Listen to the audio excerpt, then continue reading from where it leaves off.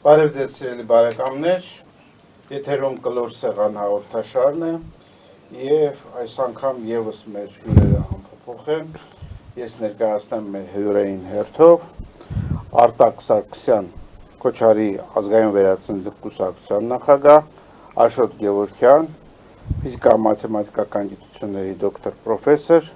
Վարդան Խաչատրյան, կրոնագետ, աստվածաբան եւ փիլիսոփա, այո։ Սիրելի բարեկամներ, այսօր մենք խոսելու ենք ազգային անվտանգության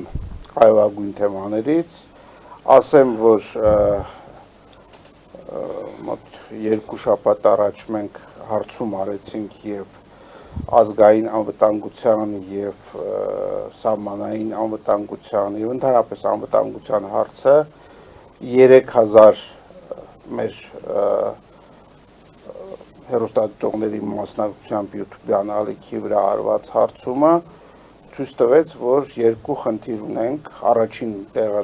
գնաց անվտանգության հարցը եւ սահմանների հարցը, երկրորդ տեղը դրվեց պարակտվածության հարցը։ Մենք Վարդանի հետ առիթ ունեցել ենք այս մասին հաղորդում անելու եւ խոսելու, բայց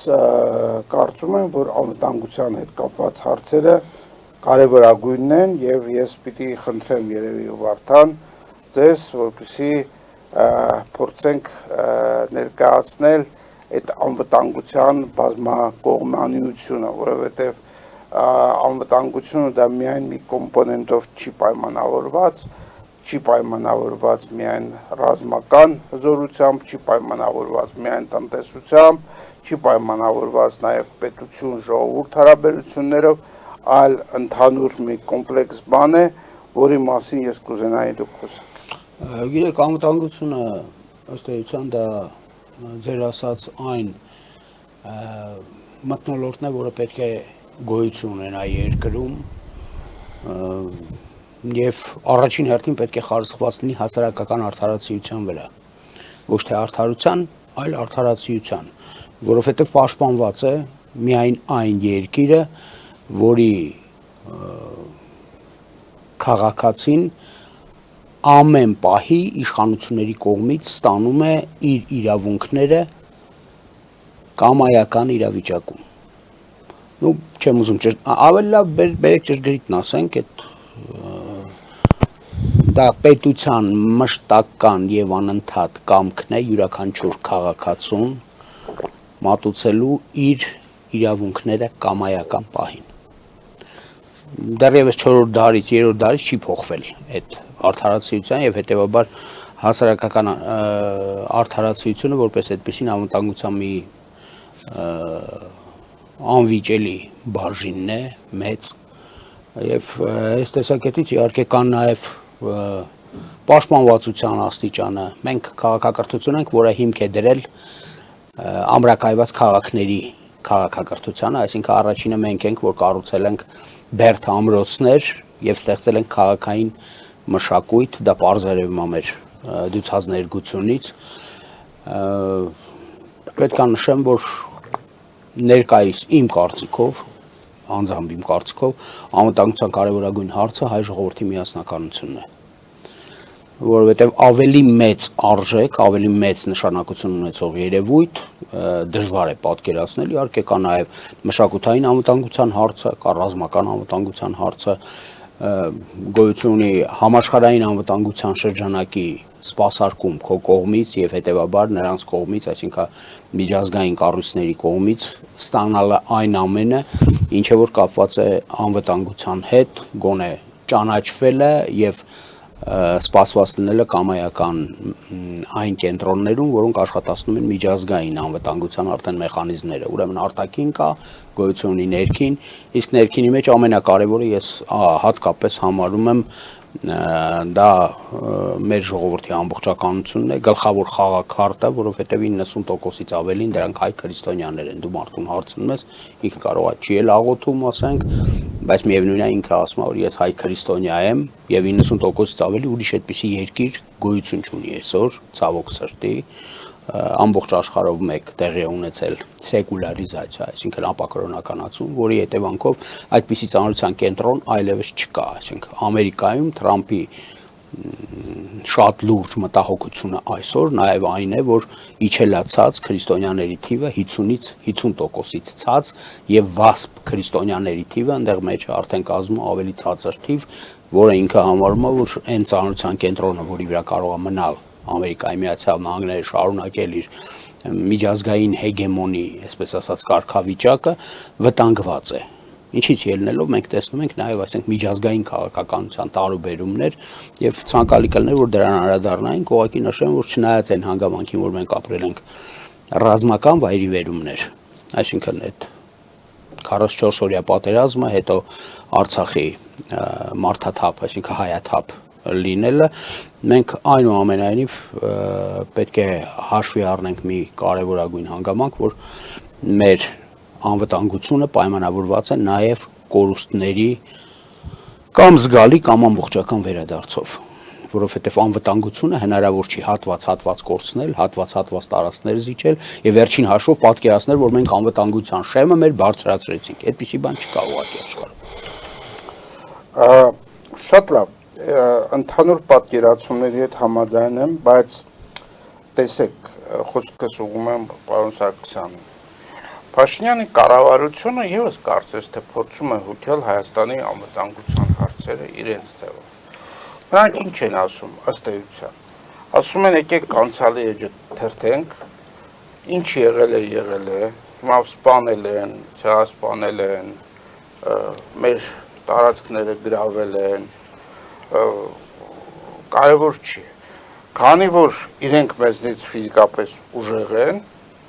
ռազմական ուժեղ են, տնտեսապես ուժեղ են, դիվանագիտորեն ուժեղ են, ունեն երկրներ, որոնք անխոս, աներկբա պատրաստ են իրենց պաշտպանել, այս իրավիճակի մեզ մնում է կապիտուլյացիա, որի անունը դրված է խաղաղություն, եւ այդ խաղաղությունով փաստորեն Փաշինյանը փորձում է պաշտպանել ըստ իրենց ուրեմն տեսակետի այն փոքր հատվածը, որ մենք մնացել է հայերի բնակության արեան, որպես այսպեսին ասենք, որովհետև վերջին մեկ դարուկեսի ընթացքում մեր բնակության արեան էականորեն փոքրացավ։ Հիմա մնացել է այս փոքր հատվածը եւ բոլոր մնացած մարդիկ, ովքեր փորձում են վերականգնել, փորձում են հիշել հինը, փորձում են իրենց արժանապատվությունը, ես արևմտյան Հայաստանը, Արցախը եւ այլն հետ բերել, նրանք իրականում սպառնալիքի տակ են դնում այն փոքր հատվածը, որը մեզ մոտ մնացել է։ Շնորհակալություն հրավերի համար։ Փաշինյանի ասացները, եթե դա լիներ Ճապոնիան, որը որ ատոմային ռումբի հետ հետո գնաց, շոքեց նահանգներին, ասացավ մեզ կոտորել եք, թողեք զարգանանք, մենք համաձայն կնանք, բայց մենք ապրում ենք մի ռեգիոնում, որտեղ որ շատ մեծ շահեր են բախվում, այսինքն հենց այս, որը կոչվում է միջանցք, անցած անգամ նշեցինք, միջանցքերին մեր քաղաքական, ռազմական, տնտեսական, մեր ամբողջ հարցը, որ այդ բոլոր երեք միջանցքի ձևերը համընկնում են հենց այս մեր, որ ադրբեջանցի կոչվում են Զանգեզուրի միջանցք, կամ Տիրաղայտիպի, կամ Պուտինի ուղի, եւ այստեղ շատ լուրջ քաղաքական ուժերի բախում է կայանալու եւ արդեն կայանում է, ինչ վերաբերվում է անվտանգության հարցին, թե մենք եկեք մոռանանք, մենք կլինենք անվտանգ, ոչ, ես նշել եմ 4 միլիարդից ավելի կապնվելու է իրար, դա հզոր շահերի, ֆինանսական, էկոնոմիկական շահերի բախում է եւ եկեք սրան մոռանանք, նրանք անընդհատ ձգտելու են դա անել, Վրաստանը ձգտելու է, որ չբացվի, Ղազախստանը ձգտելու է, որ չբացվի, անվտանգության մասին խոսալ, մեր հենց ամբողջ վիշտը գալիս է նրանից, որ ազգերի լիգան վերացավ հենց այդ պատճառով, որ ասենք նրանք չարեցին, չճանաչեցին հայերի ցեղասպանությունը, այսինքն չկարողացան ձևակերպել խախտված իրավունքները, որ նա փոխվեց ՄԱԿ-ով, ՄԱԿ-ը հիմա չի կարողանում էլ այդ նույն բանը անել, բացի նրանից, որ նրանք ազգերի լիգան չկարողացան անել, նույնիսկ բերեցին Թուրքիային, որը որ պետք է պատժվեր ըստ իրենց փաստաթղթերի, սարքեցին դաշնակից, հետո մտցրեցին ՆԱՏՕ-ի մեջ, այսինքն այն հանցագործ կառույցը, այն հանցագործ երկիրը, որ պետք է պատժվեր ըստ իրենց կանոնադրության, չարեցին եւ ազգերի լիգան ավտոմատ կործանվեց։ Եկավ ՄԱԿ-ը, բացի հայերից եղան ուրիշ կոտորածներ Աֆրիկայում, տարբեր տեղեր, ՄԱԿ-ը էլի կորցնում է իր թե դարձել է արձագանքող ինչ-որ կառույց, երբ որ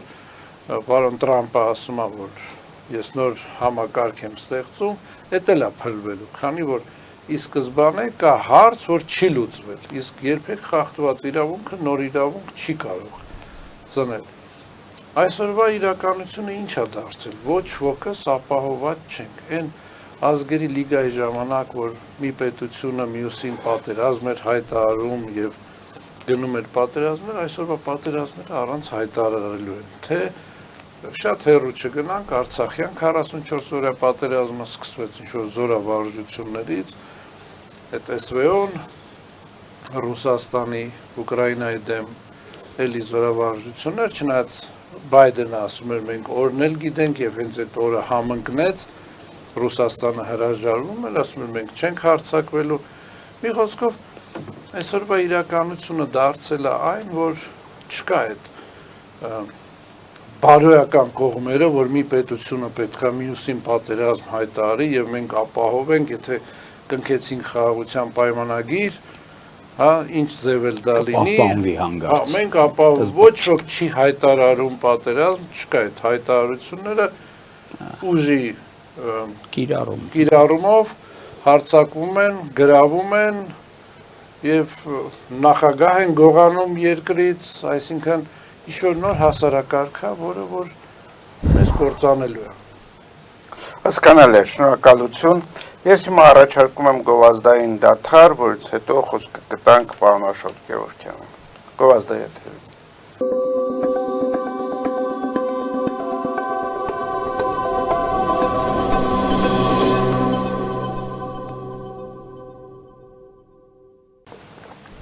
Սիրելի բարեկամներ, մենք շարունակում ենք մեր հաղորդումը, խոսքը Աշոտ Գևորգյանին, անվտանգության հետ կապված հարցերը տարբեր մեկնաբանություններ են գտնում ընդդիմության, իշխանության, արտախորհրդարանական ընդդիմության, այնուամենայնիվ դուք ինչ եք կարծում, որպես այ մտավորական,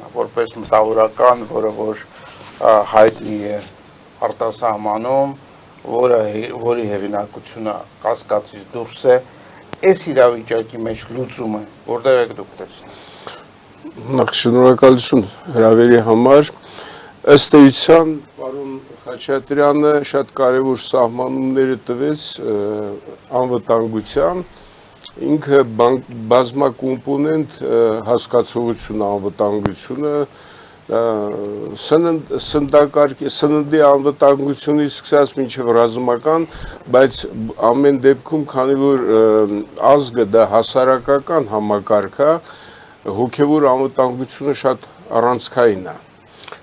հոգևոր միասնությունը շատ կարևոր է եւ մինչև ասենք մտածել ռազմական կոմպոնենտի կամ մնացած բոլոր կոմպոնենտների մեջ պետք է այդ առանցքային հարցի շուրջ մենք խոսենք, որտեղ այսօր մենք տեսնում ենք խիստ պառակտում եւ դա ակնհայտորեն հրահրվում է դրսից եւ ներսում կատարվում է, ասենք սկսած առաքելական եկեղեցու դեմ ինչ որ տարօրինակ հալածանքներով վերջացրած տարբեր տիպի աղանդների ներմուծմամբ Հայաստանում, որը, ասենք, պատկերացնում եք Երևանի փողոցներով, որ անցնում եք, տեսնում եք աղանդավորականները տարբեր տեղեր կանգնած եւ հոգեվորսությամբ են զբաղված, հարցնում եք դուք ինչ ազգ եք, իրանք երբեք չեն ասում մենք հայ ենք, Այսինքն ստեղ ես սկսում եմ կասկածել, որ Ռիմա Վարժապետյանը մասնավորապես որ ասում է 800,000 ստեղ բան հրեական ինքնությամբ հայեր կան քիչ համնում թե հավատաս գիտեք չէ ես ստեղ ուզում եմ ասեմ այդ մարդիկ տեսեք հեռացրել են մեզնից մեծ ստվար խմբեր դա եհովականներ չգիտեմ կյանքի խոսք սիրո կյանք եւ այլ բազմաթիվ աղանդներ ենթարկել են անտրոպոցեդի այդ մարդկանց նրանք արդեն նրանց հայկական ինքնությունը շատ լղոզված է այդ ամենամեծ վտանգը հենց ստեղ է որ ասենք այդ տիպի հասարակությամբ մենք չենք կարող անվտանգ զգալ ստեղ երկրորդ կարևոր բաղադրիչը ասենք կրթության հարցն է ասենք որ մենք տեսնում ենք տոտալ ոչնչացում հանրակրթական դպրոցների ասենք խայտարակ վիճակ է դպրոցներում ուղղակի այդ որ մեկ այսպես ասած այսօրվա իշխանությունները ասում են դպրոցներ ենք սարքում էս ենք անում ենք ոչ մի բան դա անիմաստ զբաղմունք է որտեվ սկզբից պետքա կրթել ստեղծել այն կադրային այն բազան այն ուսումնական ձեռնարկությունները լուսավորչական եւ այլ որ կդաստիարակի հայ եւ միասնական հզոր հայկական էթնոս այդ խնդիրը լուծելուց հետո բոլոր մնացած խնդիրները ռազմական, պարենային եւ այլն մենք այսօրվա դրությամբ նույնիսկ ի վիճակի ենք այս տարածքի մնացած տարածքի վրա լուծել այն կարգի որ ոչ մի մտքով չանցնի հարցակվել մեզ վրա այդ ես ասում եմ ամենայն պատասխանատվությամբ ասենք պարենային անվտանգություն այդ տիպի տեխնոլոգիաներ կան բավարար քանակությամբ ջուր կա, արև կա եւ այլ։ Ուզում ասեմ, ստեղ ամենակարևորը այս պահից ես լինելով բնագետ տեսնում եմ, որ մեր համակարգի, հայկական համակարգին ներառյալ սփյուռքը հիմնական վտանգը գալիս է այդ այսպես տարանջատումներից եւ մասնատումներից, որը միտումնավորարվում է դրսի ուժերի կողմից եւ ցավոք սրտի գտնում է իրեն այսպես ասած սատարողները ներսում որոնք անում են ես գիտեմ մարդիկ որոնք ուղղակի գումարներ են ստանում բավական մեծ ժուրնալիստներ 1.5 միլիոն դոլար եւ այլն անունները չթվարկեմ դա ժամանակը գա կասեմ էլի ովքեր եւ այլն որոնք ստանում են եւ կատարում են ասենք դրսի պատվերները մասնատել բան հայկական ինքնությունը եւ ոչնչացնել նրա հիմքերը Շնորհակալություն պարոն Գևորգյան չնայած ինձ համար մի քիչ տարօրինակ է որ լրագրողն եմ պարակտում մեր հասարակությունը Չէ ես նկատում որ կան այդպիսի լրագրողական դասը դա շատ կարեւոր այսօր դասա դա իշխանությունը Ես հասկանում եմ բայց փորձենք բարձել այս պարակտվածության վիճակը Պարոն Խաչատրյան, մենք նախորդ հաղորդումում, երբ որ ներկայացնում ենք այդ հարցման արդյունքները, եթե 47% այդ անվտանգության խնդիրներն էին գրավել, 42% գրավել էին ուրեմն պարակտվածության խնդիրը։ Դուք այն ժամանակ ձեր միտքը արտահայտեցիք, որ ըստ երևույթին մարդիկ լավ չեն հասկանում, որ առաջին տեղը դա պիտի լինի պարակտվածությունը, որովհետև պարակտվածությունից է բխում բոլորը։ Ես կուզենայի մեր հեռուստադիտողներին ներկայացնենք այդ տեսակետը եւ հիմնավորեինք։ Գիտեք, մենք ժողովուրդ ենք, որը աստղալույսի նման հատել է ժամանակները։ Մեզ հարակից ժողովուրդներ ծագումնաբանության մեր շերտերից ոչ մեկը չի ասել տեղ նրանք բոլորը ցած են իջել պատմության թատերաբեմից կամ պահպանվել են խիստ ֆրագմենտար իրենց խոսքը չլսվող դերակատարություն չունեցող ներկայիս աշխարհում մենք ամենախորը արմատներ ունեցող ժողովուրդն ենք երևի, իմ համար անձամբ դա այդպես է, որովհետև կրոնագիտական բոլոր հետազոտությունները ցույց են տալիս, որ մեր բոլոր մեզ հասած միֆերը դա վերականգնողական գործունեության հետևանք է։ Ոչ մեկը Գիլգամեշի առասպելը չի վերահասցրել, այսօր բառացի տիրապետողները չեն եղել, գնացել ենք, գտել են ինչ-որ տախտակներ կավե, կիսա վնասված, գտել են որմնանկարներ պեղումներից, գտել են քանդակներ, դրանց վրա ֆանտազիաներ են կառուցել եւ դարձրել են Գիլգամեշի առասպելը եւ միայն մենք ենք, որ այդ անհիշելի ժամանակներից մեր թվականությունից առաջ երկրորդ հազարամյակից գալիս ենք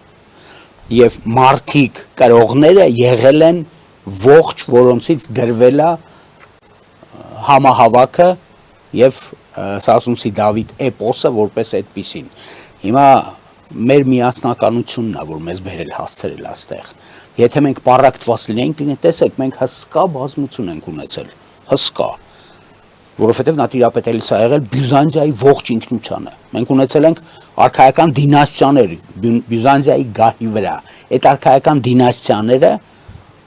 բոլորը եղել են ուղղափառ, հույն ուղղափառ, որովհետև կայսրը կարող է լինել միայն հույն ուղղափառ։ Այսպիսին էր եկեղեցվո պարտադրանքը։ Ուր են այդ աներևակայելի քանակությամբ հայերը։ Հա, ինչ-որ չափով Պավլիկյանների մեջ միգուցե միտեղ Լեհաստանում գտնենք Պավլիկովներ կամ Պավլիկովաներ, հասկանանք, որ հա, այդ անհիշելի ժամանակներից եկած Եվրոպա հասած հայեր են, որոնք հայերեն չգիտեն, ոչինչ չգիտեն։ Ֆրանսիայի կենտրոնում դուք կարող եք գնալ տեսնել հայերի կառուցած եկեղեցին, այդ Պուատիեի եկեղեցին մեծ հաղթանակից հետո, որ դիմում էր իր զորքին Ֆրանսիայի այդ ժամանակվա տիրակալը, հա, Կարլ Մարտելը, նա ասում էր մենք չենք կարող հանձնել մուսուլմանական զորքին Սուրբ Մարտինի մասունքները, որը Գալիայում տարածել է քրիստոնեությունը եւ հայերի կառուցած եկեղեցու ներսում անթեղված են նրանք։ Մենք այսօր պետք է կռվենք մինչև վերջ։ Եվ Պուատիեի ճակատամարտով այսօր բոլորը ասում են, որ ծնվեց Եվրոպան։ Հա, այդ հայ վարպետներն էին, որ գնացել էին, այսօր էլ որ գնաք, դուք ձեզ կթվա, որ հայկական եկեղեցի, հա, եկել եք կմտնեք ու կտեսնեք այն ամենը, ինչ այստեղ կա։ Հիմա երբ որ մենք ասում ենք պարակտում, այո, սեգմենտացիան մեր ժողովրդի դա ամենածանր բանն է, որը կարող է բաժին հասնել մեզ։ Բայց այն աշխարհին, որը հույս ունեմ, որ անցողիկ է, այսինքն անցնում է արդեն եւ հնարավոր է որ էլ հետ չգա, այդ աշխարհին որևէ կերպ չբռնող երևույթ էր հայերի միասնականությունը։ Այսինքն այդ մարդիկ աշխարհի մարդ էին համարում իրենց, տիեզերքի մարդ էին համարում իրենց եւ որևէ ազգային ինքնություն, միասնականություն, որը մեր համար, մեր առհավատչայի միակ խարիսխն է, իրենց համար ընդունելի չի։ Ես հավատացնում եմ ձեզ, դրանից չեմ չարանում, չեմ նեղվում։ Ես գիտեմ, որ իմ ժողովուրդը արդարացի է եղել, հա, երբ որ եկել են թշնամուն էլ սպանելու, ինչ է ասում Սասունցի Դավիթը, երբ որ պետք է ահմի մորթի բոլորին։ Եկել է որ բոլորին մորթի, որովհետև նրանք Աստծո ճշմարտությունները փոխելով են եկել, խեղել են։ Հիմա կանգնել է ասում, ով քնած եք, արթուն կացեք։ Այսինքն վեր կացեք։ Ով ելել եք, ելեք, կեցեք։ Ով կեցել եք, զենք կապեցեք, զենք եք կապել, ձիթ համբեցեք։ Եթե փորձենք անգամ գնալ մի քիչ հարավ, որտեղ աստեղնալից երկնքի եւ լուսնային համակարգի ժողովուրդներն են, Աստվածաշնչի բաժանումն եմ ասում ես, իմ բաժանումը չի դա։ Նրանց մոտ պետք է սպանեին առավոտյան չարթնացած դեռևս, որ եթե արթնանասել, ֆիզիկապես ի վիճակի չլնես պաշտպանվել։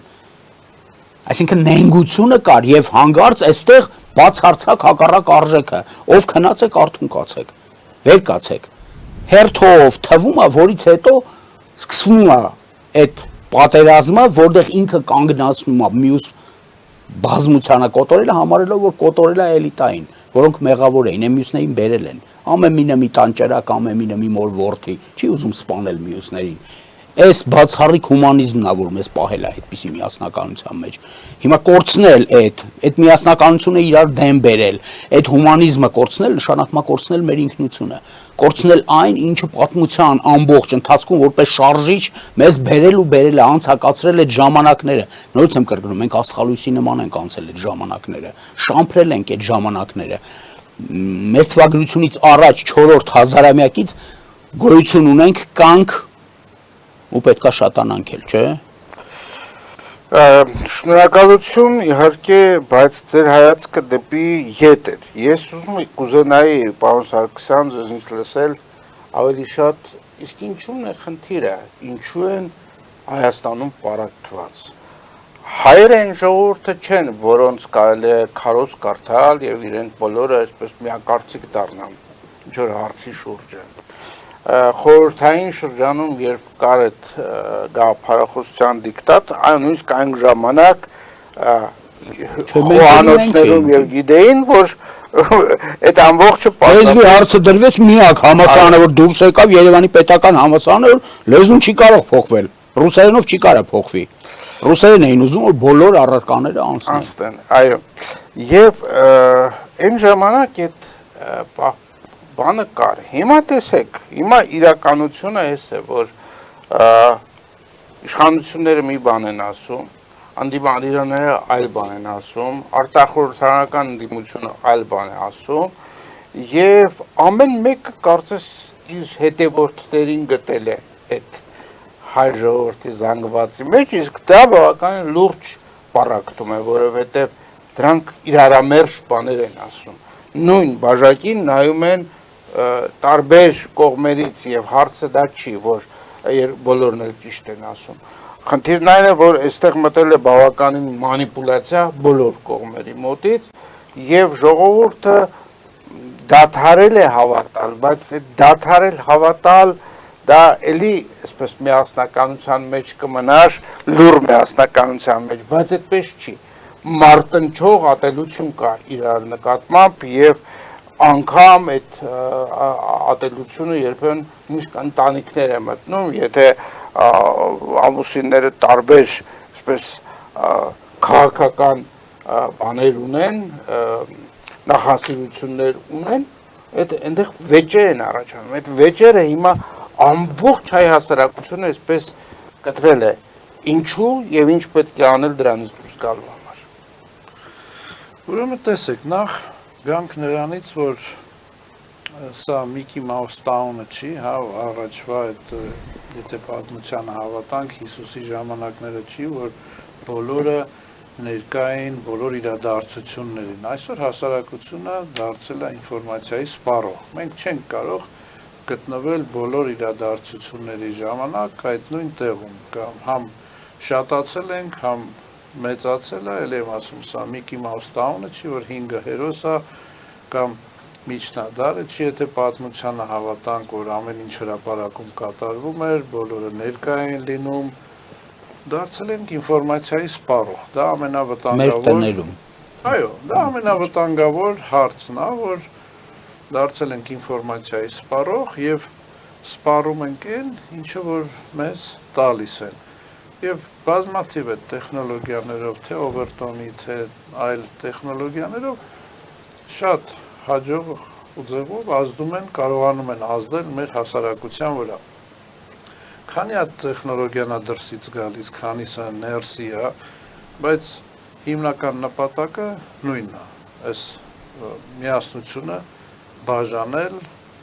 եւ մեր ազգի ամենավատ կողմերից մեկը, ասենք ինչպես մեր հյուրը Հարգարժան նշեց, որ մենք առաջիններն ենք, որ ամրոց ենք սարքել, բայց մենք առաջինները չենք եղել, որ հասկացել ենք, երբ որ հրազենը պայթուցիկը ստեղծվեց, ամրոցը իր էությունը կորցրեց, մենք արդեն պետքա գետնի տակ մտնենք։ Մենք առաջինները չէինք, որ հասկանայինք, որ եթե տվեցին դրոնը, պատմությունը փոխվելու էր, չնայած ասվել էր այս պետություններին, մենք ենք եկել ասել, որ պատերազմը փոխում է։ Ռուսաստանն էլ նույնն է։ 4000-ից ավել տանկ է կորցրել, ամեն տանկ եթե հաշվես $2 միլիոն, $100 դրոններով։ Այսինքն մենք առաջինները չենք, որպեսզի ժամանակին ընթառաջ կամ ժամանակի հետ գոնե քայլենք։ Կորցրել ենք իդեալոգիան, ՍՍՀ-ից հետո մեր իդեալոգիան կորել է։ Եթե նայենք հրեաներին, նրանք շատ խորամանկ ձևով իրանց իդեալոգիան կապել են իրենց սուրբ գրքի հետ։ Դա ազգային իդեալոգիա է։ Եթե նայենք Ամերիկայի Միացյալ Նահանգները, նրանց իդեոլոգիան այս երկիրը հնարավորությունների երկիր է, կապիտալ ստեղծելու երկիր է։ Ոչ ռուսները կարողացան իդեոլոգիա սարքել, ոչ մենք։ Այդ ազգային իդեոլոգիան, որ մենք կարող էինք հայ առաքելական եկեղեցու հետ կապել, մենք կորցրեցինք եւ գնացինք այս ճանապարհով։ Մեր անվտանգության հարցերը այսօր ամբողջ աշխարհում ոչ միայն պարակտումն է, հենց այդ նույն դրոնների առաջ գալով Հայաստանը կարող է խնդիրներ դնել, դառնալ մի պետություն, որը որ այսօր ասենք միջուկային զենքը ելեն սպառնալիքը չունի, չնայած այսօր վերանում է այդ պայմանագրի օրը, որ Ամերիկա, Ռուսաստան, բայց այսօր դրոնը ավելի մեծ վնաս է հասցնում, չէ՞, այդ քանց միջուկային զենքը եւ Հայաստանը կարող է լինել միջուկային զենքը չի կիրառվում դեռ։ Չէ, բոլորս կոտորվենք։ Մենք բոլորս ենք վտանգված դրոնների օգտագործման ժամանակ, բոլորս վտանգված չենք, անպայման չի որ նա հենց գա ձեզ խփի։ Ինֆրաստրուկտուրաները, էլեկտրոէներգիա, Ռուսաստանը հիմա դիտավորյալ ձմռանն է խփում, դա բերում է ուրիշ հետևանքներ, այդ ջրի խողովակներն են պայթում, ջուրն է հոսում, այսինքն ստեղծում է քաղաքները արտագաղթում են, ստեղծում է փչացնում այդ բնակարանները, որ դրանից հետո նույնիսկ նստված կտա այս ցրտին այդ ջուրը ճաքեր կլինի, այսինքն ստեղծում է բուֆերնի գոտի դրոններով, էլ պետք չի ատոմային զենք կիրառել, որպեսզի այդտեղ մարդ չապրի։ Հայաստանը կարող է լինել այն երկիրը, որ գա նոր գաղափարախոսությունով, որ եկեք մի հատ նստենք, խոսանք դրոնը երբ կարա օգտագործվի։ Միջուկայինի կողմից ՄԱԳԱՏ-ն կորցրել է իր նշանակությունը։ Հայաստանը կարող է լինի այդ երկիրը, որ ասի եկեք մի հատ նոր ՄԱԳԱՏ ստեղծենք, եթե Պակիստանին տվել եք ատոմային զենք, ինչի Իրանին չեք տալիս այս ջոկողությունը, այսինքն այս ՄԱԳԱՏ-ն լրիվ ու Ասիայի հետ միավորվի եւ ստեղծի մի հատ ՄԱԳԱՏ-ի պես, ինչ որ լինելով մենք միջուկային էլեկտրոէներգիայի երկիր, ունենալով բազմաթիվ միջուկային թե զենքի, թե ֆիզիկայի մասնագետներ, մենք կարող ենք հենց այդ երկիրը, որպեսզի անվտանգային նոր չի աշխատում, այս հին գաղափարները ասում եմ, թե դրոնային, թե պատերազմի ձևերով չի աշխատում այդ անվտանգային ձևերը, ինչ վերաբերում է Ինչու չի աշխատում։ Դե ասեցի հիմնական Արդյոք միայն ասենք, եթե ասեք ղեկավարությունը ամբողջ այս անկախության շրջանում ապաշնոր ա եղել, ապա դա լրիվ բացատրում է, թե ինչու է այս վիճակը։ Ոչ էֆեկտիվ հաստատ եղել է։ Ապաշնորը վիրավորական բառ է, բայց որ ոչ էֆեկտիվ ա եղել, ամբողջ ասացի իմաստը դա է, որ եկել ենք, ասել ենք, մնացել է ձայն բարբարով անապատին։ Եվ ամբողջ վտանգը նրանում է, որ մենք կարծում ենք, ինչքան էլ ժողովուրդը համարի, որ դա դավադրության տեսությունն է, եթե գալիս ես դու մեկին ասում ես, ինքը պիտի մերժի, ինքը քեզ միանգամից է մերժում։ Բայց երբ որ նրանք ժամանակ են վերցնում եւ մերժում են, դա արդեն քեզ մտածելու հնարավորություն է տալիս, որ այսինքն խորհրդակցելու են ինչ որ տերերի հետ։ Հասկանում եք, եթե մենք եկել ենք մի քանի տարի առաջ, ասել ենք եկեք մենք պատմության, պատերազմի իմաստը ձևերը փոխվելու է։ Եկեք մենք դրոնների գործարան սարքենք։ Մեզ ասում են կմտածենք, եթե մերժող են, կմերժեն, հա։ Մի քանի օրից կամ մի շաբաթից ասում են մեզ պետք չի։ Եվ լավ է որ չենք բացել։ Բացելուց էլ ես հաստատ գիտեմ, որ հրաման չէր լինելու, ոնց որ Արցախում հանձնվեց այդ զենքերը։ Տեսեք, այս կեղծ իրավիճակները, որ Թուրքիան ուժեղա, Թուրքիան սրան, այդ կեղծ իրավիճակներ են։ Ես շատ կուզենամ, որ Թուրքիան խառնվի Արցախյան հաջորդ կոնֆլիկտի մեջ եւ մի անգամ քիթը կոտրի, որ էլ երբեք հետողությամբ չնայի Ռուսաստանն էլ 4 օրվա մեջ Ուկրաինա էր գրավում, հա SVO-ը անցկացնում, բայց այսօր այնպիսի մի խայտառակ իրավիճակում է հայտնվել, որ ֆաշիստական գործողություններ անում։ Բառից բուն իմաստով երկիրը, որ մտնում էր ֆաշիզմի դեմ պայքարել, դարել է ամենամեծ ֆաշիստը։ Ամեն կողմով խաղ բնակչության վերացումով, ասում եմ, անցած անգամ նշեցի ես, որ երիտասարդ էինք սովետական միության հավաքականի մեջ էինք, մեզ տանում էին խատինն էին ցույց տալիս այդ վարված գյուղերը, մենակ ծխնելույզները մնացած, այսօր որ ես նայում եմ Ուկրաինան, նույն իրավիճակն է։ Ու բանակցությունների ժամանակ նոր հարվածներ հասցնել, հասկանում եք, ամբողջ աշխարհի, էլի հետ գնամ իմ ասածին, ամբողջ աշխարհի այս անվտանգային համակարգը կորել է։ Իսկ կորել է միջև այս աշխարհը չնստի ու չտեսնի սկիզբը որտեղից է գալիս։ Մեր խախտված իրավունքներից ու չբերի դրան, որ ճանաչի մեր խախտված իրավունքները, շատ հետ թող չգնան, եթե չեն ուզում հլը 15 թիվ այդ 100-ամյա կոտորածը, եկեք 44 օրյայի խախտված իրավունքներից խոսանք, եկեք այս 120,000 ավելի մեր հայրենակիցների հայաթափումից խոսանք, խախտված իրավունքներ են, կփորձ, եթե դա ճանաչեն, այս հասարակությունը, այս աշխարհը կփորձի բուժվել այս հիվանդությունից, որ այսօր կա։ Ինչ վերաբերում է քրիստոնեական արժեքները, Իսպանիան հայտարարում է համարյա 500,000 մահմեդականի 3 առաջ օրը անձնագիր են տալու, այսինքն այդ մուլտիկուլտուրալ են դառնում։ Հա, այդ երկրները գունավոր է, Եվրոպան գունավոր է դառնում, Անգլիայում տեղեր կա, որ կանգնացնում է ոստիկանը, ասում է մտնում ես Լոնդոնի մեջ, հա, մտնում ես մահմեդական թաղամաս, պետք է չխմես։ Հա, հիմա նրանք նայում են շահին, իրանց ժողովուրդը այնքան է դեգրադացվել, որ երեխաներ չեն ունենում, մարդը դարել է հարկի աղբյուր եւ ուզում են բերել, որպեսզի սրանց միջոցով նրանք իրանց հարկերը ստանան։ Շնորհակալություն, հաջորդ հարցը պարոն Աշոտ Գևորգյանին է, դուք երևի ավելի քան ոչ ոք ծանոթ եք Հայաստանի գիտական, գիտատեխնոլոգիական ներուժին եւ գիտատեխնոլոգիական ներուժի եւ պետության հարաբերություններին, որովհետեւ մեր երկիրը շատ քիչ ֆինանս է ընդհանրապես հատկացնում գիտությանը եւ հայտնի է, որ որոշակի շեմից հետո եթե ավելի ցածր գիտությունը պիտի աստիճանաբար մեռնի, խոսքը գնում է 4-5%-ի մասին, համախառն հնայի, եւ մեզ մոտ 0.25% է, եթե չեմ սխալվում, 0.26, այդ մեկը շատ կարևոր է։ Եվ ստացվում է իրավիճակ, որ մեր իշխանությունները հենց ի սկզբանե իրանց քաղաքականությամբ դատապարտում են գիտությունը եւ տեխնոլոգիաներին չգոյության։ Հենց նրանով, որ չեն ֆինանսավորում գիտությունը։ Արդյոք Հայաստանը այս իրավիճակում ունի բավականաչափ ներուժ կամ այլ ալտերնատիվ ճանապարհներ, ինչ որ մասնավոր ներդրումներ եւ այլն, որով կարողանա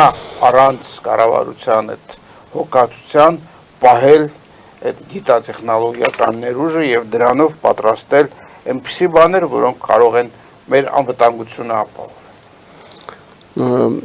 Հարցը շատ տարողունակ էր, իրականում մենք ասենք, որպեսզի այդ շղթան աշխատի գործունեություն ծավալի, սկսած մանկապարտեզից պետք է ամբողջը վերահսկողության տակ լինի, այսինքն մանկապարտեզից երեխեն գա դպրոցում սովորի, նորմալ կրթություն ստանա, ինչպես քիչ թե շատ ես կասեի նույնիսկ շատ սովետական միության ժամանակներում, ասենք, լավ ստուգված դասագրքեր, լավ մանկավարժական կադրեր, որոնք պատրաստում են հոգեբանական մեթոդներ, դաստիարակչական այն մարդկանց, որոնք ապագայում կարող են գիտնականներ, ինժեներներ դառնային։ Հայաստանը ունեցել է շատ հզոր գիտա-ինժեներական կազմ։ Սովետական միության մեջ ուրեմն բնակչության թվով տոկոսային ամենաբարձրն է եղել եւ ասենք պատահաբար չի որ սիլիկոնյան հովիտը ամբողջ ԵՍ-ի համար սևի համար ավելի ոչ թե ԵՍ-ի Հայաստանն է դարել, սկսած հաշվիչ մեքենաներ առաջ անգամ որ ըստ էության ներդրել են եւ մեծ հաջողություններ են ունեցել, տեզերք, ստորջրյա աշխարհ, լիքը ինստիտուտներ, կոնստրուկտորական բյուրոներ եւ այլն։ Սա օրինակ ասենք հիմի ռուսները երբ որ ասենք այսպես ասած ուզում են վախ ներշնչել, խոսում են Պասեյդոնի մասին, բայց հասարակության մեծ մասը տեղյակ չի, որ Պասեյդոնի հիմնական այդ կոնստրուկտորներ եւ այլը Երևանի բազալտի գործարանի աշխատած կոնստրուկտորական բյուրոյի մարդիկ են եւ այլն։ Հիմի ասենք շատ քիչ է ֆինանսավորում, բայց նույնիսկ այդ ֆինանսավորումը շատ անէֆեկտիվ է օգտագործում։ Դա էֆեկտիվ իշխանություն չենք ունեցել։ Հա, եւ անիմաստ, այսինքն մենք զբաղված ենք նաուկաբրազը, գիտական ձևով, ոչ թե բուն գիտությամբ։ Ասենք ես համեմատում եմ, որովհետեւ ես իմ կյանքի ընթացքում հնարավորություններ եմ ունեցել, ասենք հասկանամ իրական գիտությունը որն է, գիտական ձևը որն է։ Օրինակ ասենք ես եղել եմ քվանտային մեխանիկայի ամբիոնի ասպիրանտ Սանկտ Պետերբուրգում, բայց միևնույն ժամանակ աշխատել եմ ֆիզիկական մեխանիկայի լաբորատորիայում, ուրեմն մոտարապես ընդեղել այդ երկու ամբիոնում էլ եւ լաբորատորիայում զբաղվում էին քվանտային ֆիզիկայի հարցերով, բայց միտեղ մոդելներ, գեղեցիկ բաներ, իսկ մյուստեղ իրական, այն իրական լաբորատորիա իրական գիտությունը որն է։ Ստեղ ասենք այս գիտության կոմիտե եւ այլ այս տիպի անիմաստ կառույցները, իմաստազուրկ էլի, որը չունի ոչ էքսպերտային խումբ իրական, ես բացահայտ ասում որ չկա տենց բոլորը իրար մեջ են անում այդ գումարները, ոչ մի լուրջ գնահատականներ։ Այսինքն եթե կարճ փորձեմ ամփոփել, ուրեմն պետք է ասեմ Այստեղ ես ուզում եմ բերեմ էլի Իսրայելի օրինակը, այնտեղ կա գլխավոր գիտնական ինստիտուտ, պատկառել գիտնական, որին հանձնարարված է որոշ ժամանակ ղեկավարել այդ գիտության ոլորտը։ Ասենք այդ ամեն մարդ չի կարա դա անի, դա պետք է իսկապես լայն կրթությամբ, լայն տեսադաշտով գիտնական լինի, հասկանա ընդհանուր խնդիրները եւ պատասխանատու լինի, ասեն իրեն տալիս են ֆինանսներ, ասում են կազմակերպի, այնտեղ ոչ կա դեդլայն հասկացողություն, այսինքն այդ մրցույթներին մասնակցելու ցանկացած պահ, ցանկացած խումբ կարող գասի, ես ունեմ sense ծրագիր, ասես ինքը գլխավոր գիտնակացումը շատ լավ հրավիրում է խորհուրդ, մի քանի անգամ քննարկելուց հետո այդ հարցերը բոլորը լուծում է կամ ծրագիր իսկապես գնում է դեպի իրականացման կամ էլ թե չէ մերժում է եւ այնտեղ կոնֆլիկտ չի առաջանում, որտեվ հիմնավոր քննարկումն դեմ առ դեմ, ոչ թե ինչ որ այսպես ուղարկում են ձեզ մի հատ բլանկ, որտեղ դուք այսպես բաներ եք դեմ, բլանկներն բալեր է դրած, դուք բալեր եք նշանակում եւ այդ մարդը բալերն էլ օթից վերցած այդ ոնց է գալկաներս դնում են ու դրանով վերջանում է գիտությունը։ Ուզում ասեմ, հետո մենք ասենք պետք է հաշվի առնենք, որ ահռելի մեծ սփյուռք ունենք, որը ինֆորմատիվ է, որը ես կարամ ասեմ մխրճված ամբողջ այսօրվա համաշխարհային գիտություն, արհեստական բանականություն, ֆիզիկային ֆիզիկա, կենսաբանություն, գենետիկա, հիմի ասենք Օքսֆորդի լավագույն ասենք գենետիկայի ավարտած կոպիտ ասած շրջանավարտը եւ արդեն պաշտպանված Երևանցի ասենք մեր հայրենակցուհին է, ուզում ասեմ լիքը տենց մարդիկ կան, որը մենք ասում ենք դա հայք, որը այսօր տարածված ամբողջ աշխարհում մեկ, մեր խնդիրն է միասնականացնել այդ բոլոր ռեսուրսները օգտագործել, ֆինանսներ այդ հայքում շատ կա, որը կարելի է էֆեկտիվ օգտագործել ստեղ, ամբողջ խնդիրն է, որ մենք ունենք գաղութային վարչակարգ, որը դրված է եւ ասենք մենակ հիմարը կարա մտածի, թե մենք ընտրություններ ենք արել, ուղղակի մանիպուլյացիաներ են արել եւ բերել իշխանություն, որը ծառայում է լրիվ ուրիշ կենտրոնների համար եւ իրականացնում է մի քաղաքականություն, որը պարոն Խաչատրյանը ճիշտ ասեց, բացարձակ ապաշնոր ոչ մասնագիտական եւ հիմարը շատ ավելի մեծ վնաս կարա տալ, քան թշնամու կողմից ուղարկված լրտեսը։ Սրանք շնորհակալություն պարոն Գևորգյան, քանի որ մեզ ABC հեռուստաընկերության մեջ հատկացված ժամանակը մոտենում է ավարտին, ես ուզում եմ հրաժեշտ տալ ABC-ի մեր հեռուստադիտողներին, իսկ մենք շարունակենք արձակել տարբեր մեր մնացած բոլոր ալիքներով, եթե կցանկանան, կարող են մեզ հետևել YouTube-ով, կարող են մեզ հետևել կաբելային ցանցերով։ Եվ այսպես, պարոնայք, ես ուզում եմ այսպիսի մի փաստ արձանագրել ձեր թույլտվությամբ։ Մենք բոլորս գեղեցիկ նկարագրում ենք իրավիճակը, բայց եւ իրավիճակի նկարագրության վրա մենք ծախսում ենք ժամանակի 80, 85, 90%-ը, իսկ ինչպես այդ իրավիճակից դուրս գալու վրա մնում է այնտեղ 5, 10, 15%։ Եկեք փորձենք հիմա կենտրոնանալ,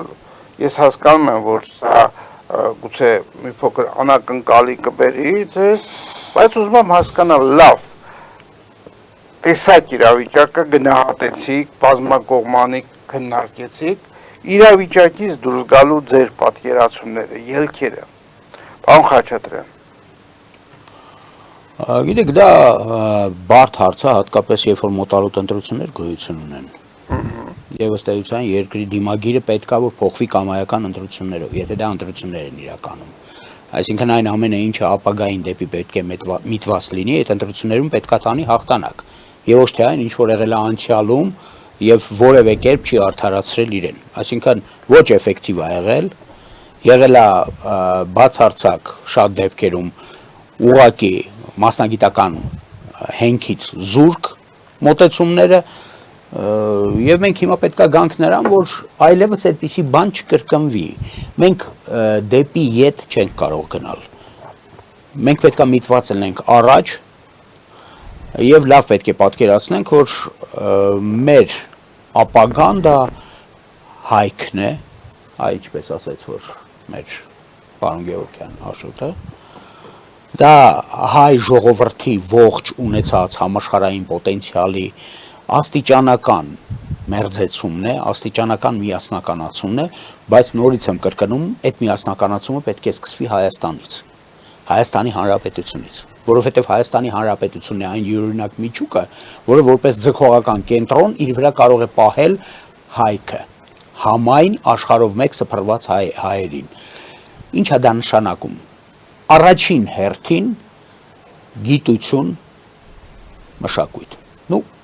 Իհարկե գիտությունը եւս մշակույթի մաս է, այդտեղ որևէ մեկը կասկած Դա արդեն մեգա մշակույթ է, գիտությունը եւ չէ, դե ամեն դեպքում մարդկային պրակտիկայի բոլոր դրսևորումները մշակույթի մեջ են մտնում։ Ինչպիսին կլինեն այդ դրսևորումները, արդեն կապ չի, կլինի գիտությունը, կլինի մշակույթը,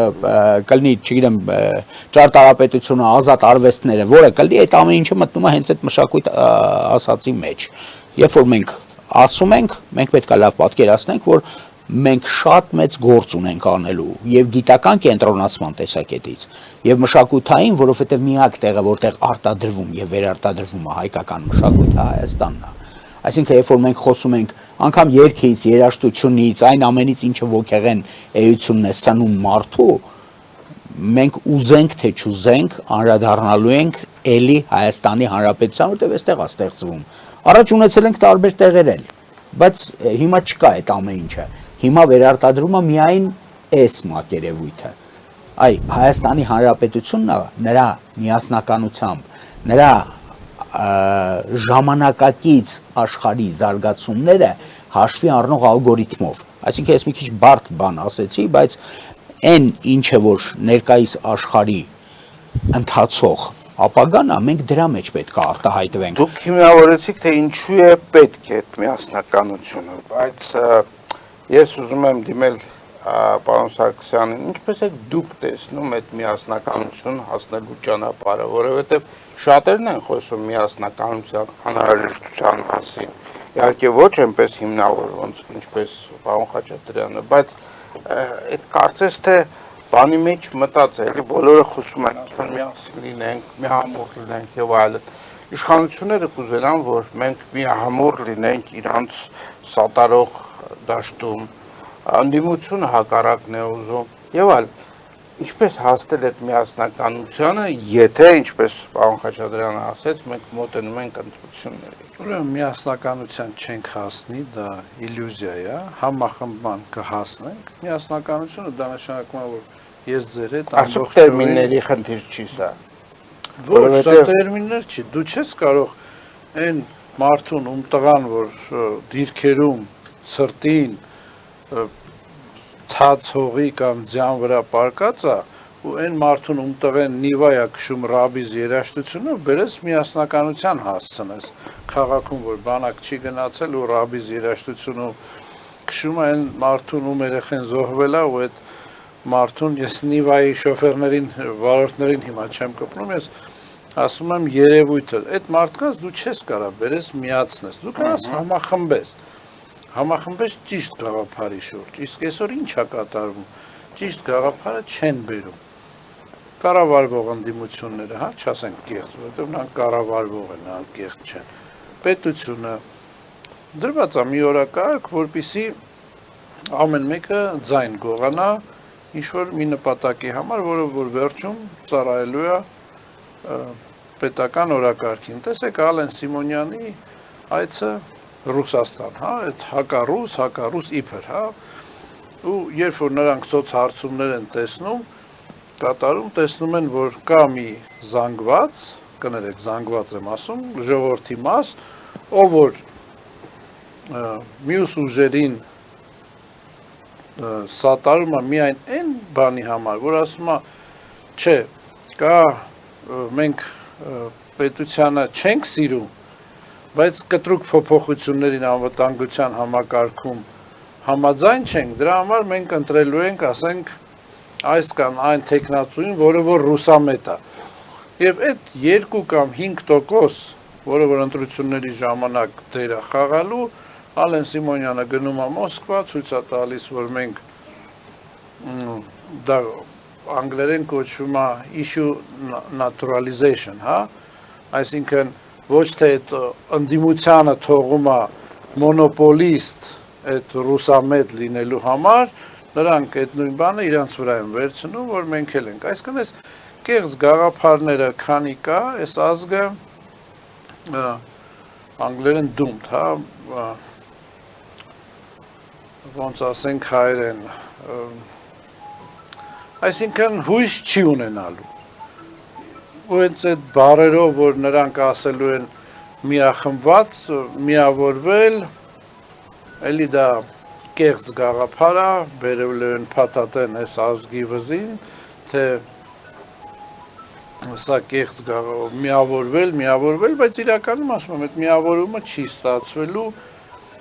եւ պետությունը, եթե խոսում ենք անվտանգային գաղափարի մասին, ինչպես պարոն Գևորգյանը ասաց, մեր ամենամեծ վտանգը ձախողումը սկսել է նրանից, որ պետությունը երեխաների դաստիարակությունով չի զբաղվել, էլի ՍՍՀ-ի փլուզումից հետո թողել է ծնողների վրա։ Եվ ծնողները կան ծնողներ, որ ընդհանրապես ծնող կոչվելու իրավունք չունեն։ Տեսնում ենք այդ Գեղարքունիքի դեպքերը, երբ որ երեխային սպանել են, երեխային ունենում փողի փարոսի համար, իրենց անձնական ինչ-որ ֆինանսական հարցեր լուծելու համար։ Դա շատ մեծ դժբախտություն է էլի մեր ազգի համար, պետությունը պետք է զբաղվի երեխաների դաստիարակությամբ։ Հիմա ինչ վերաբերում է այս պետությունը ինչ պետք է աներ, ցավալին է, որ մենք ինչ-որ տարի առաջ, 2 տարի առաջ մեր պետությանն ենք ասում, մերոնք չեն անում, Ռուսաստանը ասում է, մենք ասել ենք, որ դպրոցից սկսած երեխաներին պետք է խաղերի միջոցով պատրաստել դրոնների, ԱԹՍ-ների, սկզբից ցածր դասարաններին խաղերի միջոցով, մի քիչ բարձր դասարաններին արդեն պրակտիկ, Ռուսաստանը հունվարից հետո դա մտցրել է անպայման դպրոցական ծրագրի մեջ, Ուկրաինան էլ կմտցնի, Ամերիկայի Պարսկաստանն էլ է մտցրել։ Այո, բայց առաջարկը եղել է հենց մեր կողմից, հենց իմ կողմից մի քանի տարի առաջ մեր իշխանությունները եւ ասել ենք մենք նույնիսկ խաղեր կպատրաստենք 44 օրյա պատերազմի եւ այդ խաղերը մեր երեխաները տաղանդավոր են, շատ երկրներ այդ երեխաների խաղի սցենարներից վերցնում են եւ զինվորական դոկտրինաներ են սարքում։ Այսինքն մենք ասացինք, որ նույնիսկ խաղեր կստեղծենք 44 օրյա պատերազմի իրական դրվագները այդ խաղերում կլինի եւ կտեսնենք, թե երեխաները ոնց են լուծելու այդ խնդիրները, եթե մենք դրոն ունենայինք։ Մի խոսքով չընդունվեց, Ռուսաստանը ակտիվ օգտագործում է, խաղերն էլ ստեղծել է, ռուս-ուկրաինական կոնֆլիկտ եւ հետևում են, թե այդ երեխաները այս կամ այն հարցը ոնց են լուծում։ Պատերազմը ամբողջովին փոխվել է, պատերազմը այսօր գոյություն չունի, այսօրվա այդ պատերազմը kill zone, հա, այն անգլերեն տերմին կա, kill zone, այսինքն այդ հատվածում ով ընկնում է, կոտորվում է, ամերիկացիք երեք այդ սենատորը, որը որ իբր Տրամպի դեմ է, բայց Տրամպի ռուպերն է, ասեց այս կոնֆլիկտը կանգնացնելու է կամ Պուտինի մահը կամ տամահավքները։ Հիմա տամահավքը, եթե հաշվես այսօրվա դրոնային պատերազմի մեջ, հա, ԱԹՍ-ների։ Հերու մնացած մի բան է։ Հա, այսօր դրոնը, դու չես կարա հրետանիով, ասենք այդպիսի ճշգրիտ հարվածներ հասցնես, այսօր հետախուզական, ճշգրիտ հարվածների, մասսայական ոչնչացման, ամեն ինչ կատարում է ԱԹՍ-ն, ու մենք շատ հետ ենք մնացել, մենք Alibaba.com-ից շուն ենք առնում բերում, ցուցադրում ու վարչապետն է ասում, զենք ենք առել, ձեռներն էսենց բարձ ասում, զենք ենք, փողը հարցնում եք ինչի ենք վարկվել, զենք ենք առել, Alibaba.com-ից 600,000-անոց շնիկ են առնում, մեր ժողովրդին խաբում են, թե մենք 7 միլիարդի, թե ինչքանի զենք ենք առել, իրականում եթե այդքան զենք առած ունենք, մեր զինվորները արկերի վրա պետք է քնեին, էլի, իրականում ես գիտեմ ինչա նշանակում 7 միլիարդի զենքը։ Գնանք ժամանակ պետք է այս երկիրը գնա ժամանակին ընդառաջ, նույնիսկ մենք հնարավորություն ունենք ժամանակից ավել այս միասնությունը չի ստացվելու, էլ եմ ասում, կեղծ օրակարգ է, չի ստացվելու, համախմբում ստացվելու է, ընտրությունները դիմացնեն, ում հետ կհամախմբի չգիտեմ, խոսքը միլիտարիզացիայի մասին չի, բայց հենց միլիտարիզացիա մեր երկրին պետք է, քանի որ մենք լուրջ, էլ եմ ասում, շահերի բախման կետում ենք գտնում։ Կար մի բլոգեր, որ մեր հաղորդումից հետո դուրս էր եկել եւ ասում էր Արտակ Սարգսյանը, ասում է, մեզ չեն թողելու 4 միլիարդ Պանամայի ջրանցքը, տեսեք, Պանամայի ջրանցքը չեմ հիշում, 14 թվականին է ստեղծվել, որ թվականին պատկանել է ամբողջությամբ Ամերիկայի Միացյալ Նահանգներին միջև ասենք որ թիվը 2000 թե 90-ականների վերջ, հիմա էլ իբր Քարտերը տվեց։ Քարտերը 99, հա, հիմա չէ, ավելի շուտ 89 թիվ։ Մի խոսքով, առաջ 100% Ամերիկայի Միացյալ Նահանգներն էր, հիմա իբր տվեցին Պանամային, այդ Պանամայի ջրանցքի ադմինիստրացիան աշխատավարձ ստացավ բոլորը Ամերիկայի քաղաքացիներ են, սերվիզը կատարում է ամերիկյան ֆիրման, ամերիկյան նավերը անցնում են ոչ մի կոպեկ գումար չեն վճարում, այսքան թե ինչ կերպ է դա ոչ ամերիկական չգիտեմ։ Մի խոսքով պետք է մտածել անվտանգության մասին անպայման, ստեղծել նոր անվտանգային համակարգ, որը որ էլի եմ ասում, արդեն ատոմային ռումբը այդքան էֆեկտիվ չի։ ԱԹՍ-ների կիրառումը երբ պետք է կիրառվի, պետք է ՄԱԿ-ը կլինի, թե Տրամպի ստեղծած նոր կառույցը կլինի, պետք է լուրջ սանկցիաներ դրվի, թե այդ զենքը երբ կարող է կիրառվի, որովհետև դաժան զենք է դառնում, ասում են պատերազմը կիլ զոնա այսօր։ Եվ մենք կարանք դա կանենք։ Շատ լավ, պարոն Գևորգյան, ես կխնդրեմ ավելի շատ կենտրոնանալ այնուամենայնիվ կան համապատասխան ուժեր, պարոն Սարգսյանի ասած համախումբում ապահովելու համար եւ դա ինչպես պետք է իրականացնել ըստ ձեզ։ Ես կխնդրեմ, եթե գաղափարներ կան, միանալ։ Նախ եւ առաջ պետք է գաղափարի շուրջ համախմբվել եւ հայկական մշակույթի, եթե խոսքը հայերի մասին է, ասենք մենք տեսնում ենք բուն Հայաստանը ոնց է մշակույթը, ես մշակույթ ասելու հասկանում եմ ամեն ինչ, էլի, հայկական ինքնությունը ձևավորող այդ ատրիբուտները, ոչնչացումը, ասենք, պարոն Սարգսյանը, որ ճիշտ օրինակներ բերեց, ասենք, եթե վերցնենք այդ շերտերը, որը արհեստական, ես կասեի, առաջացած շերտեր են, էլի, մեկը տալիս էին զինվորներին գյուղացի մարդակամ, չգիտեմ, հայ սուղ ապրող մարդ, որը հասկանալով, որ իր պաշտպանության համար իր տղան պետքա ծառայի ուղարկում է այնտեղ զինվորություն անելու վատ պայմաններում, իսկ օլիգարխ կամ չգիտեմ օլիգարխատիպ այդ անձնավորությունների երեխեքը մեծ մասը չեն ծառայել, վերցրեք այսօրվա իշխանություններից, տոտալ ոչ մեկը չի ծառայել, պատկերացնում եք, դրանց հնարավոր չի միավորել եւ դրանք նույն մշակույթը չեն արդեն, այդ պատահական ուղղակի հենց նույն լեզվով ինչ որ խոսում են, ես հավատում եմ, որ որոշ ճնշումներ պետք է լինի, որպեսզի բանը մշակույթը ասենք կամ գիտությունը հենց այնց որ թողեցիր երեխան ինքը իրան չի զբաղվելու պետքա խիստ պատասխանատվություն հարցեր մտցնել կարգապահություն եւ այլ որպեսզի հնարավոր լինի այդ ուժեղ մեծ միավորումը որ ասենք գաղափարի շուրջ պետք է լինի այսօրվա սպառողական հասարակությունը մենք տեսանք ինչ եղավ վերջին հաշվով տեսեք բանը վարչապետը գնում է Աբու Դաբի ստանում է մի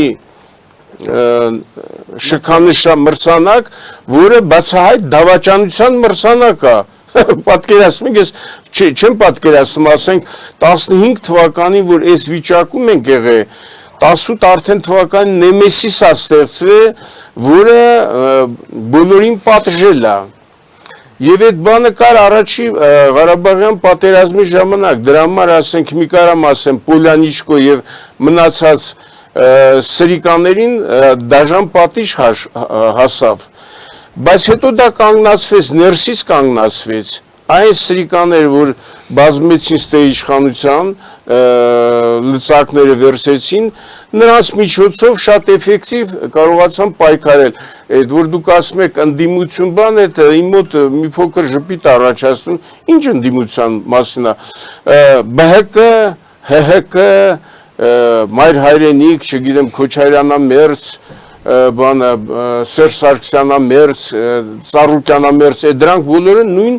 ուժի ենթակա այսպես քաղաքական խմբավորումներ են եւ դրանք են բերել այսօրվա իշխանությունը ՀՀԿ-ն Սերժ Սարգսյան, ԲՀԿ-ն Գագիկ Ծառուկյան, հիմա ընդդիմություն են հանդիսանում, այդ ո՞նց։ Հա, Քոչարյանն էլ հետները, Լևոն Տեր-Պետրոսյանն էլ նրանց գլխին։ Հիմի հասարակությունը պետք է այդ սպառողական բանից հեռանա, հասկանա, որ ինքը եթե ուզում է անվտանգ լինի իր երեխան, իր ընտանիքը, բարեկիրթ, հայեցի, ընկերային եւ ընկերական հասարակական այդ բոլոր բաները, լավ երաժշտություն, բանը մաքուր էկոլոգիա եւ այլն, դրա համար պետքա մշակույթ առաջնային լինի եւ պարտադիր պետք է այդ մշակույթին ենթարկվեն։ Եթե ասենք ես մտնում եմ հասարակական տրանսպորտ կամ խանութ եւ լսում եմ վայրի վերում ինչ որ երաժշտություն, այդ ելևեժներ, այդ վիբրացիաների բանը խախտում է, ասենք, դա պետք է արգելվի ուղղակի։ Կամ եթե ես տեսնում եմ հասարակական վայրերում խոսակցություններ, որ հայեցի խոսակցություն չի, հայկական բառամթերք չի եւ այլն, դա պետք է արգելվի, պատիժներ պետք է, ոնց կարող է, ասենք, չկրթված մարդը լինել, ասենք, բարձր տեխնոլոգիաների նախարար կամ լինել ընդհանրեն կրթություն չունեցող պաշտպանության նախարար կամ այդ որտեղ եք տեսել, դա կոչվում է, բան ռուսերը ասում են վրեդительство կամ ինչ հայերեն վնասարարություն, հա այդ ձևերը ոնց պետք է մեր բանը պահպանենք, մեր այս պրոֆեսիոնալիզմ եւ մշակույթ։ Եթե պրոֆեսիոնալիզմը լի մշակույթը չլինի, ասենք եթե ինքը պրոֆեսիոնալ է, բայց հայ մշակույթը իրան խորթ է դասա, մեր հետ գործ չունի դա տես։ Հայոց մշակույթի все-таки ինդուստրիա պետք է լինի, որպեսզի այսօրվա աշխարհում մրցակցի։ Եվ ամենակարևորը անվտանգային, ասում եք դուք ինչ անենք։ Բանը, ասենք այն ուժը, որ գալու է իշխանության, պետք է գերխնդիրներ դնի, էներգետիկա, որ շատ կարևոր է բանը հայկական պետականության համար, ասենք նույն ատոմային էներգիան, որ համարել է արխի կարևոր։ Արխի կարևոր, ասենք ակնհայտորեն, որ ատոմային էներգետիկան մեր առանցքային հարցերից է, որը ես տեսնում եմ այսօրվա իշխանությունները ուզում է այս փակել տա վերջացնի եւ այն, որտեղ դրսի թելադրանք կա, այսինքն պետք է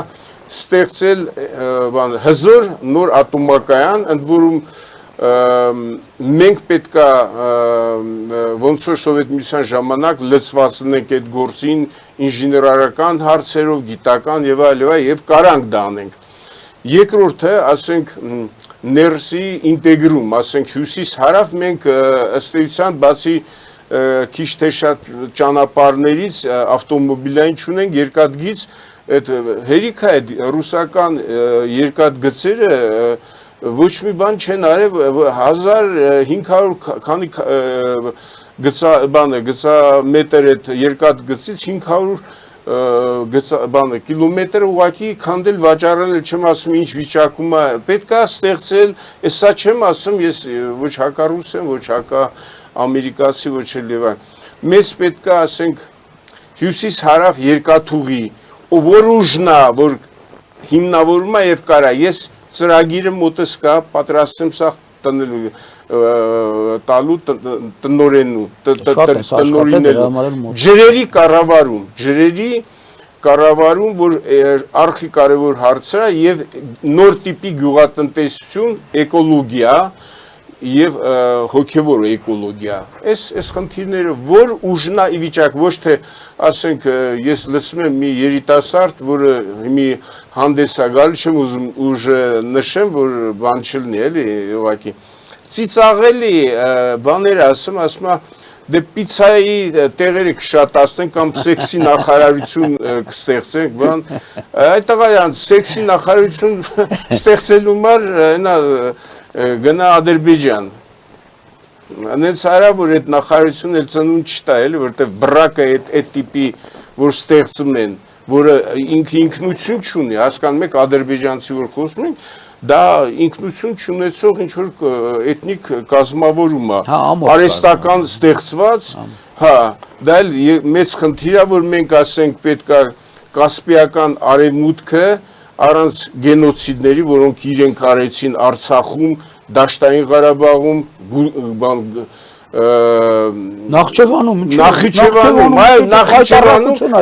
հիմի անունը հայերենով վրեն գրած, բոլոր փաստաթղթերով, խորհրդային միության սահմանադրությամբ եւ այլն, հայերին ոչնչացրեցին մեջը։ Այո, հիմի ասենք ես ինձ հասել է տեղեկություն, թե գախնի պայմանավորվածություն, ստորագրություններ ընդ որ Հայաստանի այսօրվա իշխանությունները դեմ չի որպեսզի լուծարվի եւ դառնա ունիտար, արդեն հանված է այդ բոլոր բաները։ Միացյալ Արաբական Էմիրություններում մենք էլ ունենք այդ ինֆորմացիա, որ դա ծիծաղ առաջարկում կա հիմնարար։ Ես կխնդրեմ ավելի մանրամասն այդ կետի վրա ինֆորմացիան որն է։ Մենք արաբական աղբյուրներից ունենք ինֆորմացիա, որ Նախիջևանի հարցը ամբողջովին էս հրաժարվելու հարցը քննարկվել է եւ դատարկ թղթի տակ արդեն ստորագրված է, հա։ Այսինքն որպեսզի Հայաստանը ընդհանրապես այդ Նախիջևանից հրաժարվում է։ Եվ զարմանալին է նա ռուսներն էլ ջուրները բերանները առաջ չեն խոսում։ Հայ ընկերներ, դուք եք դա բանը այդ կողմերից մեկը։ Այսօր աշխարհն է մի քիչ փոխվել, Աշոտ ջան։ Հա, դե աշխարհը փոխվել է։ Այլևս խոսալը անհրաժեշտ չի։ Պետք է ուղղակի, եթե ի վիճակի ես, ուժով անել։ Այո։ Ու վերջացավ գնաց։ Չկա էլ օրենք։ Այսինքն ինչ օրենքի մասին է խոսքը։ Եթե ասում ենք որ միջուկային զենքերի սահմանափակման վերջին օրենքը այսօր վերջանում է։ Այսօր վերջանում։ Էլ չկա, վերահսկողության ոչ մի տարբերակ գոյություն չունի։ Ինչի՞։ Որովհետև հարցեր լուծելու տարբերակը այլևս բանակցությունները չեն։ Այո։ Հակառակի նման։ Ունես այդ ուժը։ Նու Գնում լուծում ես հարցերը։ դա նշանակում է, որ այսօրվա օրակարգը իշխանությունների բացարձակ կեղծ օրակարգ է,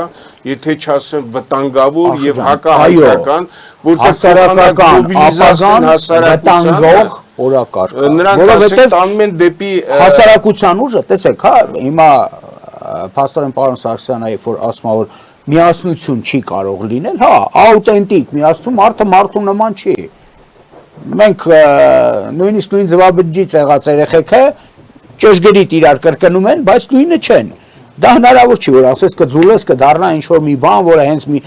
մոնիտար մի բան կստանանք, չէ, այդպես չի լինելու։ Այսինքն դա լինելու է միասնություն մեր նախնիած պատկերացմամբ,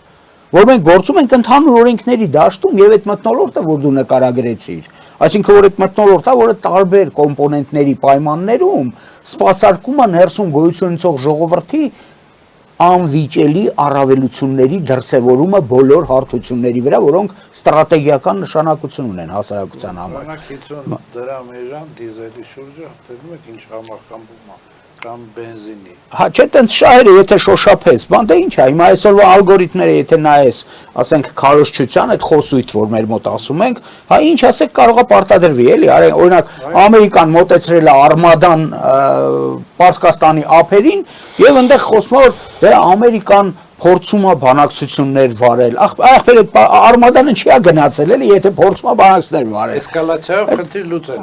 Էսկալացիայի բացիկը միշտ պահում է իր մտքում, որ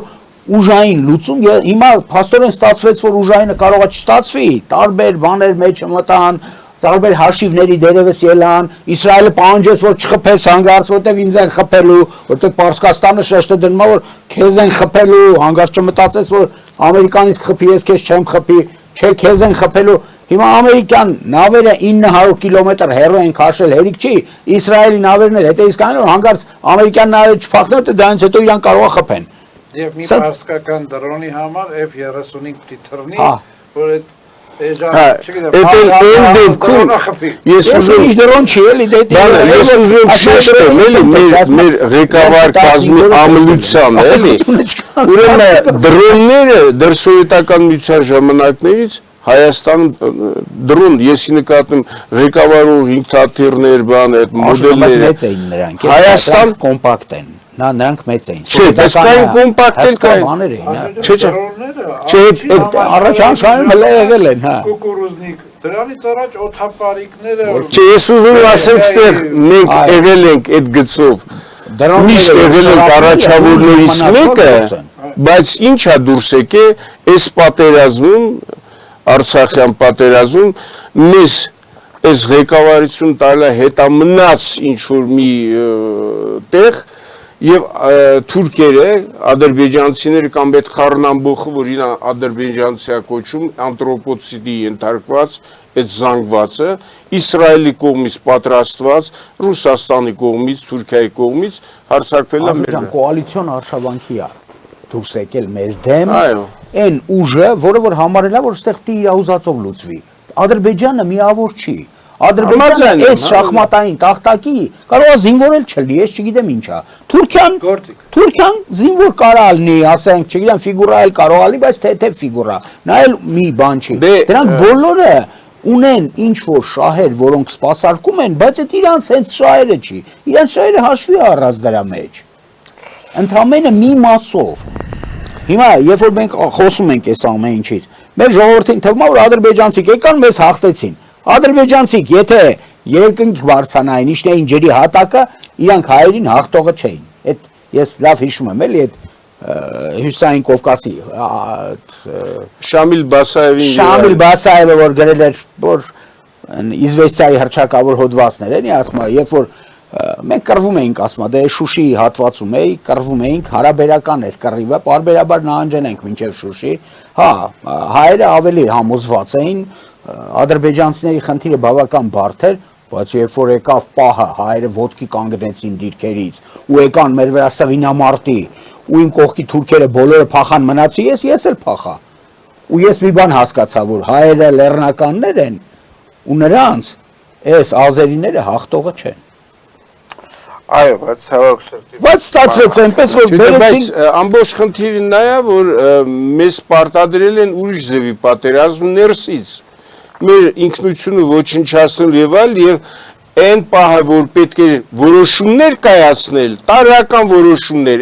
հենց այս պատերազմի այդ որոշումները չի կայացվել եւ դա է պարտության հիմնական պատճառը։ Ես կասեի կայացվել է, բայց ոչ իօքուտ մեզ։ Այո, կամ տես։ Երկրորդ շաբաթում արդեն Ադրբեջանը Պարոնայք, մեր ժամանակը մոտեցավ ավարտին, մենք կարծում եմ բավականին կարևոր բաների մասին խոսեցինք, բայց այնուամենայնիվ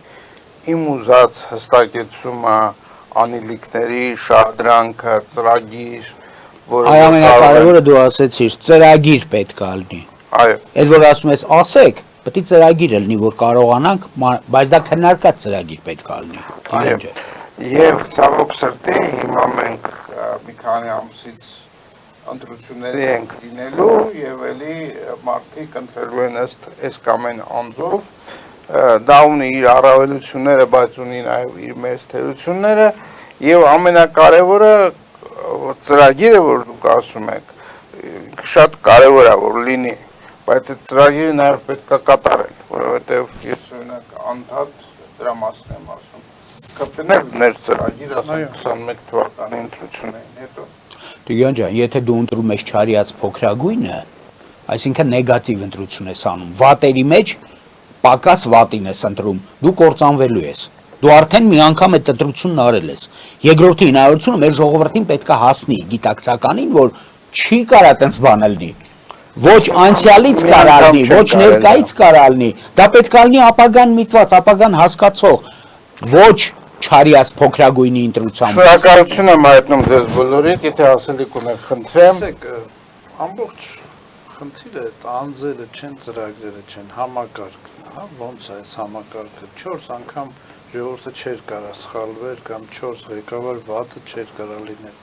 Բայց այս համակարգը, որ ստեղծված է, նույն այդ համակարգը, որ այսօր Էփշտեյնի ֆայլերն է, դրանից Էփշտեյնից առաջ WikiLeaks-ն էր, մի խոսքով այս համակարգը, որ սենց ստեղծված է, ու դա լինելու է վարակից, սկսելու է էլի Հայաստանից, որ այս համակարգը փոխվի, այդ ժամանակ մենք կհասնենք հաջողության, թե չէ ով էլ նստի այս համակարգին, դեմ ասում եմ ես միշտ ռուսական սովետական մուլտֆիլմ օրինակ եմ բերում, որ հրեշին գնում են սպանեն, իրանք հրեշ դառնում է հրեշ։ Ես գամ, դուք գաք, մենք այդ հրեշն ենք դառնալու այս ժողովրդի գլխին, եթե համակարգը չփոխենք։ Ես միշտ շատ սիրել եմ այդ Կոնֆուցիուսի խոսքն է, էլի։ Ասում է ճիշտ է, որ այնտեղ որտեղ գոյություն ունի իշխանություն եւ փող, պետքա որոնել Արադ։ Ասում այո, դուք ճիշտ եք։ Միշտ դա արատավորում է։ Բայց ոչ այն դեպքում, երբ որ իշխանություն եւ փող ունեցողը ունի ներքին ճշմարտացիություն։ Եթե իր ներսում ինքը հարստություն ունի, ոչ այդ հարստությունը, ոչ գոյություն ունեցող իշխանությունը նրան չեն տանի այն ճանապարհին, որ ինստիտուտներն օգտագործես ի վնաս ինչ որ մարդկանց եւ ի օգուտ քո իշխանության։ Այդպես բան չի լինի։ Եկեք հենց սրա վրա էլ ուրեմն